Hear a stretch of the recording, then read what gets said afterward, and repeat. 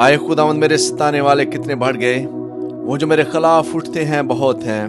बहुत से मेरी जान के बारे में कहते हैं कि खुदावंद की तरफ से उसकी कुम्मक ना होगी। लेकिन तू आए खुदावंद हर तरफ मेरी सिपर है, मेरा फख्र और मेरा सरफराज करने वाला। मैं बुलंद आवाज से खुदावंद के हजूर फरियाद करता हूँ और वो अपने कोहे मकदस पर से मुझे जवाब देता है।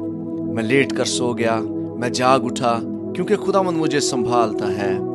मैं उन 10,000 आदमियों से नहीं डरने का जो गिरदा गिर्द मेरे खिलाफ सफ बसता है। उठाए खुदावंद, आए मेरे खुदा, मुझे बचा ले, क्योंकि तूने मेरे सब दुश्मनों को जबड़े पर मारा है। तूने शरीरों के दांत तोड़ डाले हैं। नजात खुदावंद की तरफ से है। तेरे लोगों पर तेरी बरकत हो। आमीन।